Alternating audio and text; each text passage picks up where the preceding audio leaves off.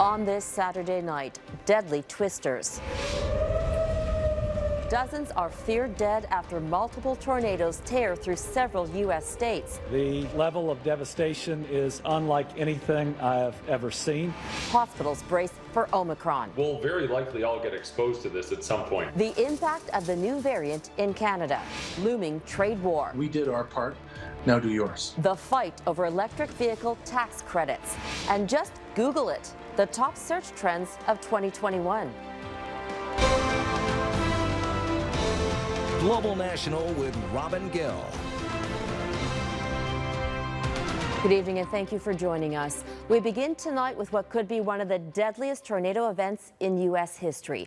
This is the devastating aftermath in Mayfield, Kentucky, one of the hardest hit areas. Severe weather ripped through at least 5 states overnight. It spawned several twisters. One of them is believed to have touched down for more than 300 kilometers. It's being dubbed the Quad State Tornado, ripping across 4 states in 4 hours, potentially breaking a 96-year-old record.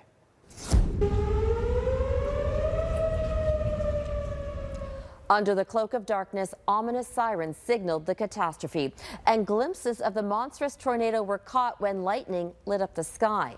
At least 70 people are feared dead in Kentucky alone. Jennifer Johnson has our top story tonight. There is little left of the town of Mayfield, Kentucky. What's being described as one of the worst tornadoes to ever hit the state ripped through the community that's home to fewer than 10,000 people. Search and rescue teams and townspeople are digging through the remains of leveled buildings, including a local candle factory where mass casualties are expected. It is indescribable. The level of devastation is unlike anything I have ever seen.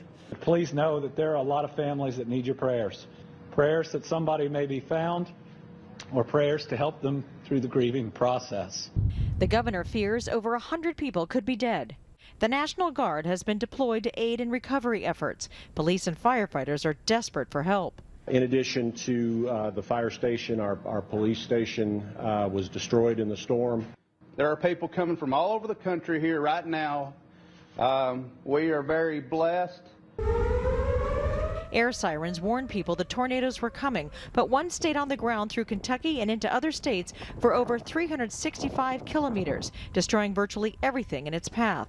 The violent storms tore through a whole section of the country, from Arkansas to Illinois. A part of this Amazon facility in Edwardsville, Illinois, came down, trapping several workers and killing at least 2. When I went around to the back area, that was completely destroyed. It looked like somebody just blew out the whole back area. It was debris all across the lake. The power lines was down. There were fatalities, too, at this Monette, Arkansas nursing home after a tornado hit it, trapping at least 20 elderly residents inside. They could not do anything, but just they're at the mercy of the staff and God above to what happens. It breaks my heart to see that. In middle and western Tennessee, several other tornadoes destroyed town after town. It's devastating to see stuff that I grew up with. I mean, it's just gone. President Joe Biden was briefed on the massive destruction. The federal government will do everything it can possibly do to help. Recovery efforts will take several more days, and the death toll is expected to keep rising. Jennifer Johnson, Global News, Washington.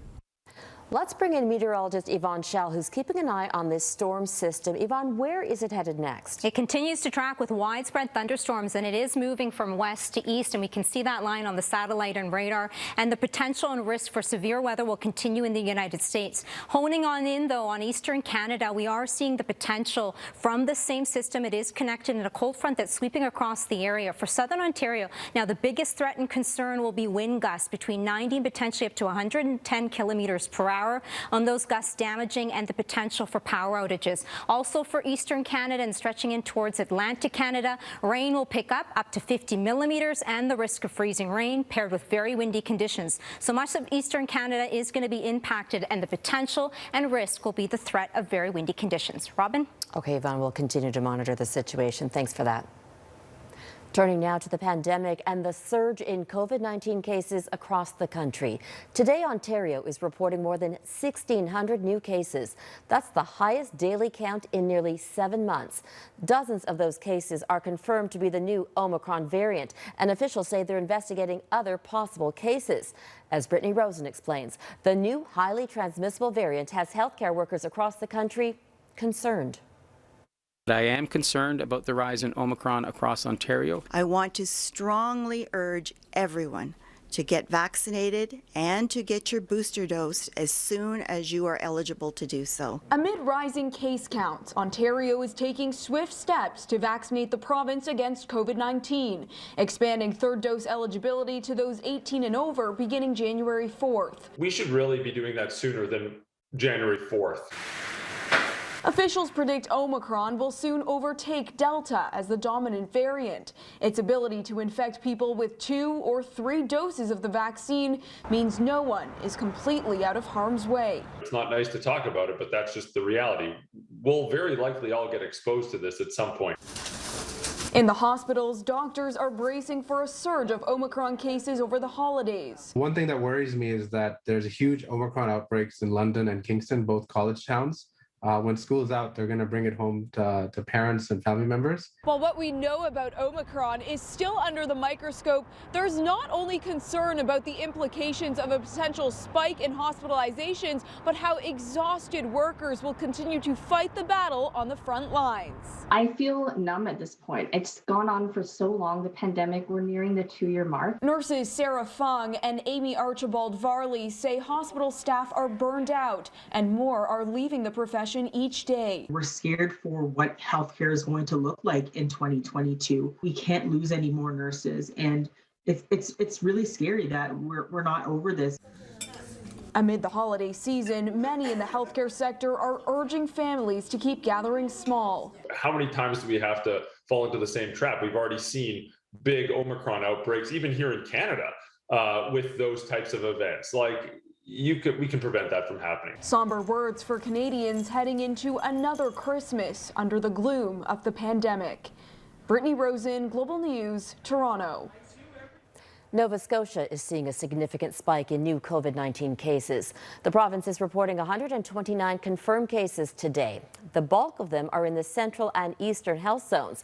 Officials were not able to confirm if they're linked to an outbreak at St. Francis Xavier University.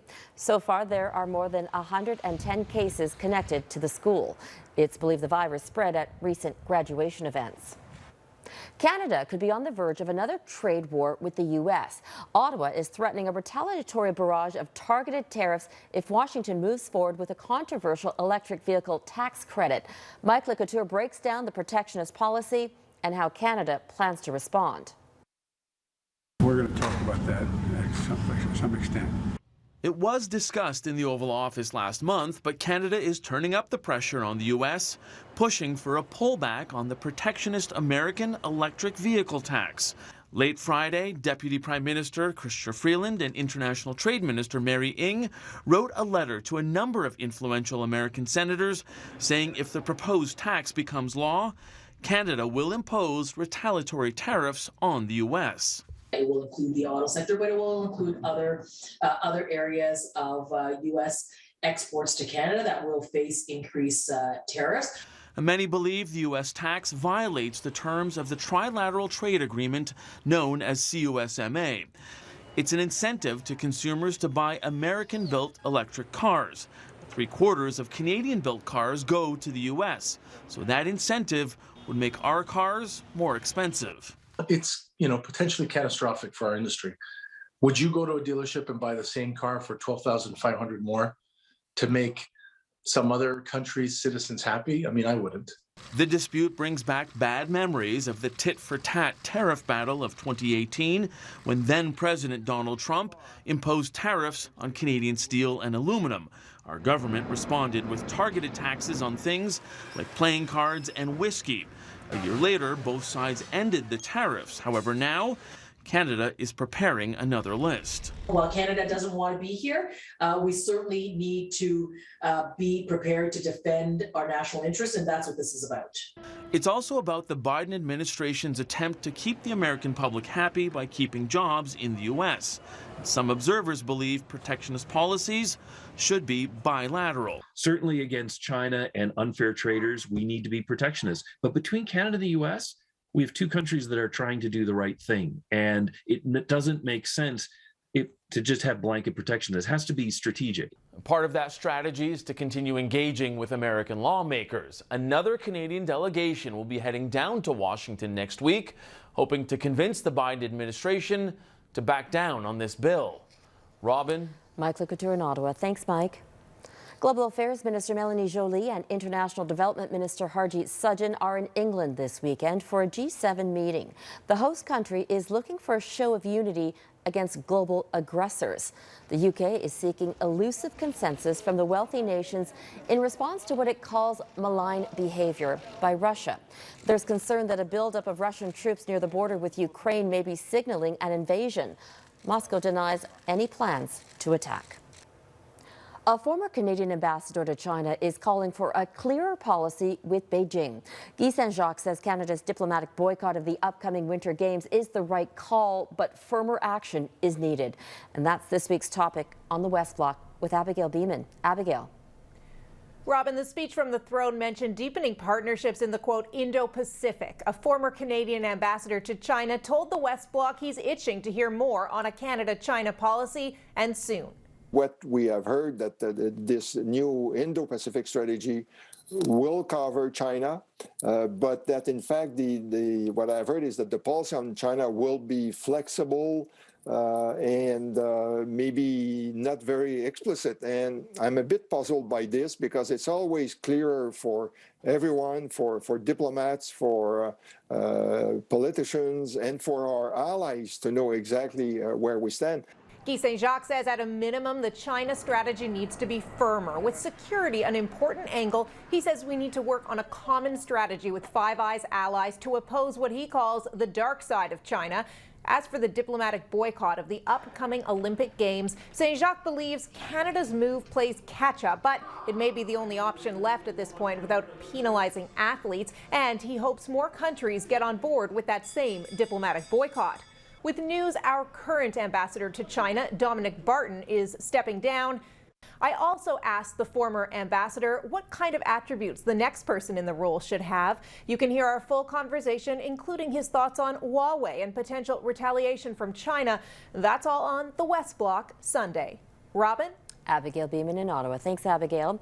And those calls are growing for an international boycott of the Games in Beijing. Today, protesters gathered outside the Swiss headquarters of the International Olympic Committee. Two Tibetan students chained themselves to the Olympic rings as part of a demonstration against what they call Beijing's abuse of human rights.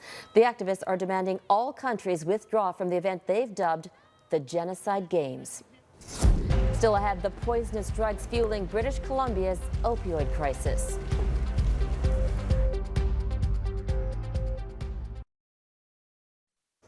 The heartbreaking toll from the toxic drug crisis in this country keeps accelerating.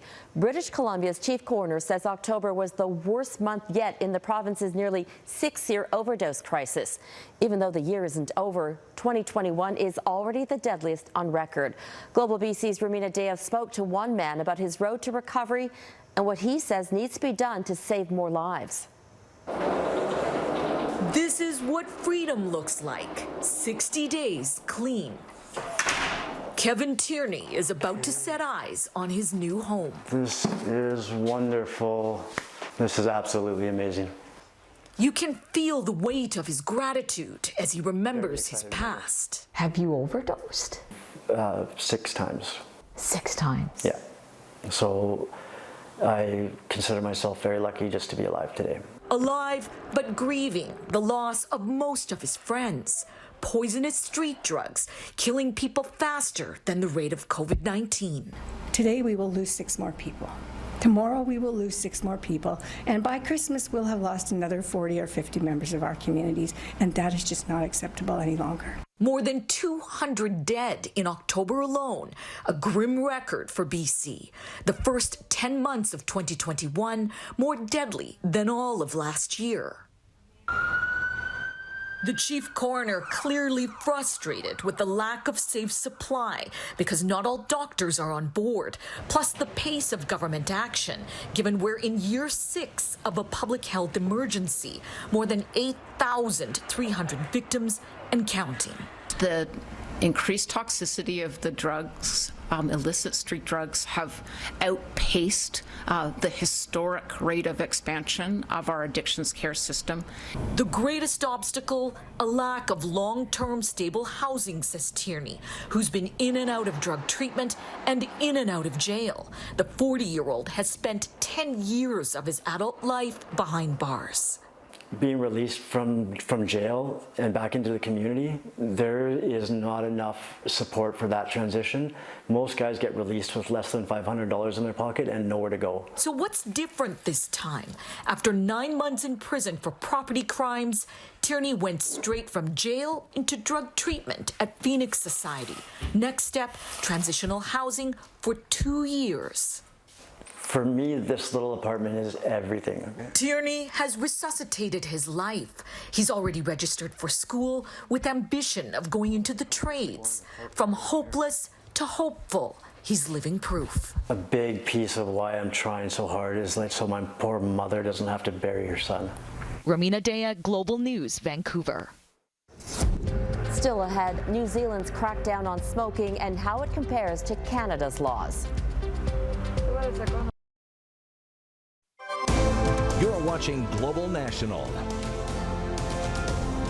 New Zealand is taking a bold step to get smokers to butt out. More than 11% of the country's adults light up daily, and on average, they start smoking at around age 15. But a new government plan aims to break the habit for the generations to come. Mike Drolet explains. In New Zealand, the cigarette's days are numbered. This is an important milestone in the history of tobacco control. If passed, a new law will make it illegal for anyone currently under the age of 14 to ever buy cigarettes. Every year, the minimum age to buy cigarettes will rise, and for those who can still legally smoke, they'll find cigarettes with reduced nicotine levels and fewer places to buy them. We need a dramatic shift in the environment to denormalize smoking. The crackdown was made in part because cessation programs weren't having the impact the medical community had hoped for. 13% of New Zealanders are regular smokers, the same rate found in Canada. And while New Zealand hopes to reduce its smoking rate to 5% by 2025, Canada's goal is 5% by 2035. What New Zealand is showing here is that we can do better and we can do faster. And these are the processes that need to be put in place to be able to do that. And we need to start those discussions around how to do that here right away. But how to make it work is the big question. Critics in New Zealand suggest black market cigarettes will thrive and organized crime along with it. In Canada, another roadblock would be convincing Indigenous peoples to abandon tobacco, which has traditionally been incorporated into some rituals and ceremonies. And neither of those issues compare with the argument about civil liberties. So that's part of the social debate. Is this a fair thing to hone in on? Because if a person says, this is my body, this is my house, and I live in this house, and I choose to smoke, it's a tough argument to say you're not allowed to do that. New Zealanders are used to bold moves by their government, which decided to ban assault rifles 2 years ago. Will they accept being told to butt out? Would Canadians? Or is this legislation that's gone too far? Mike Drolet, Global News, Toronto. Up next, were you more interested in Alec Baldwin or Kyle Rittenhouse? We'll explain when Global National continues. We are in the final days of 2021, and what a year it has been. From the chaos following the Taliban takeover of Afghanistan to the pandemic that just won't end. There are a lot of terms to help define the year that was. And Google has been keeping tabs on all of them, cataloging what millions of us looked up or wanted to learn more about. And as Jackson Prosco explains, the top trending searches may explain some surprises about ourselves. Our screens are a window into who we are, and what we search for on our devices reveals more than almost anything else. You're never as honest as you are with your search engine. We see this all the time, that people really search in ways that you wouldn't necessarily want to do, like publicly on social media or whatever. This year, Google's top searches suggest we're living in a moment of uncertainty, anxiety, and genuine curiosity. The top global search involved cricket matches. The most searched news story was Afghanistan. The most looked up people were Alec Baldwin and Kyle Rittenhouse. And boy, were there a lot of questions about Squid Game. Please, I can't go on! There once was a ship that put to sea. It was a record-breaking year for searches about sea shanties. And about Bernie Sanders' mittens. But it's the questions people asked Google that perhaps said the most. Canadians wondered, why did Prime Minister Trudeau call an election? Why were residential schools created? And how do I get a vaccine passport? Our American cousins searched for the answers to life's conundrums. How to be more attractive? How to be romantic? How to be happy alone? And you can really see this kind of almost like desire to get back to normal, but to deal with the world that we're faced with instead. Clearly, the pandemic had us searching for a way out. Where can I travel was a common query. The disappointing answer led people to scour the internet for road trips instead. While body positivity and mental health garnered unprecedented interest. It all suggests there's a lot on our minds, things we're too embarrassed to ask another human being. This complicated year has reminded us, if you don't know the answer, you can always just search for it. Jackson Prosco, Global News, Washington. Or you can Google it. And that is Global National for this Saturday night. I'm Robin Gill. Tonight, Your Canada is City Hall in Halifax, decked out for the holidays. We would love to see your corner of the country, so please keep sending your photos to viewers@globalnational.com. Thank you for watching, and I'll see you back here tomorrow. Have a great night.